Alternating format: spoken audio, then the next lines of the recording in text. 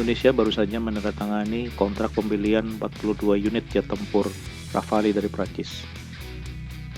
Kontrak ditandatangani pada tanggal 10 Februari 2022 di Gedung Kementerian Pertahanan Republik Indonesia oleh Menteri Pertahanan Bapak Prabowo Subianto dengan mitranya dari Prancis, Florence Parly.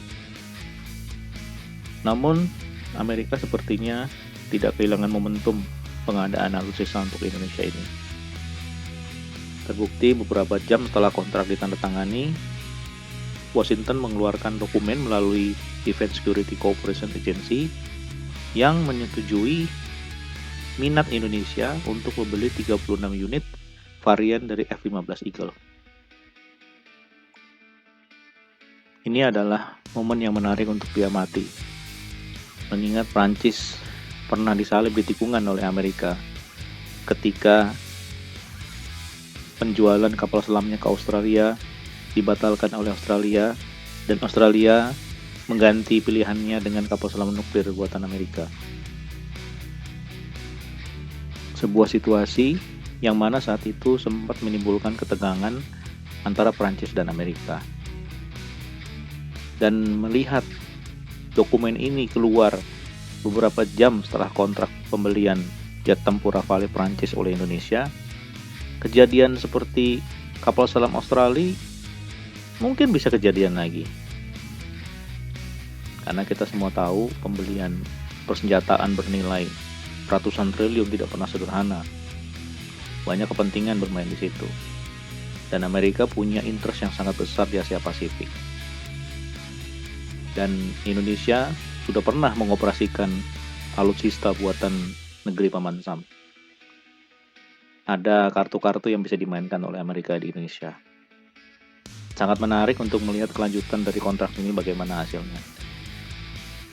Sebagai masyarakat, tentu kita inginnya dua-duanya aja dibeli. Karena masing-masing pesawat ini punya kelebihan, punya kekurangan masing-masing. Kalau kita beli dua-duanya, kekurangan itu mungkin bisa kita tutupi satu sama lain. Untuk mesin, F-15ID bisa dipasang mesin General Electric GE129 atau Pratt & Whitney PW229, di mana kedua mesin ini mempunyai daya dorong yang sama, yaitu 29.000 pounds of thrust. Ini besar sekali ya thrustnya. Makanya F-15 Eagle itu bisa terbang lebih dari 2,5 kali kecepatan suara. Untuk radar, F-15ID diizinkan untuk menggunakan radar terbaru milik F-15IX, yaitu AN/APG-82P1 AESA. Jadi ini radar yang sama dipakai di F-15 terbarunya milik US Air Force. Dan F-15QA punya Qatar. Sedangkan F-15 milik Singapura dan F-15 milik Saudi masih menggunakan radar lama AN/APG-63. Kemudian ada satu fitur lagi yang menarik, yaitu AN/ALQ-250 Eagle Passive Active Warning Survivability System atau EPA-WSS, di mana pertama kali dulu Indonesia menunjukkan minat untuk mengakuisisi F-15, pemerintah Amerika Serikat terlihat enggan memberikan fitur ini kepada Indonesia. Tapi sekarang kelihatannya nyerah juga. Akhirnya kita dikasih. Kemudian ada berbagai macam pot yang juga ada di dalam penawaran ini. Pot adalah peralatan elektronik yang ditenteng di bawah sayap atau di bawah badan. Biasanya di bawah badan, kalau dia nggak terlalu besar, karena F-15 tentengannya banyak sekali ya. Nah, beberapa pot itu diantaranya adalah AN/AAQ-13, yaitu pot untuk navigasi. Kemudian ada AN/AAQ-33, yaitu pot untuk Sniper Advanced Targeting, jadi untuk penargetan sasaran. Kemudian ada pot juga untuk pengintaian, yaitu MS-110, dan pot untuk Infrared Search and Track AN/ASG-34, dan pot untuk training.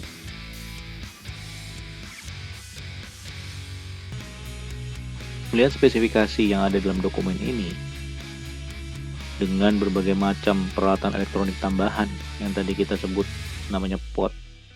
Ini adalah spesifikasi yang tinggi.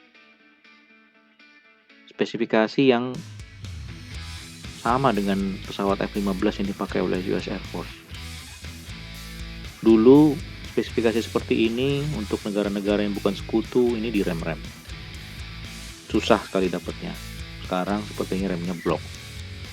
Karena Indonesia punya peran sentral di Asia Pasifik. Sekaligus juga mungkin ini strategi Amerika untuk membujuk Indonesia mengalihkan pembelian dari Rafale ke F-15. Di dalam kontrak ini tidak disebutkan persenjataan yang bisa digunakan oleh F-15. Biasanya persenjataan bisa dibuat di dalam kontrak terpisah.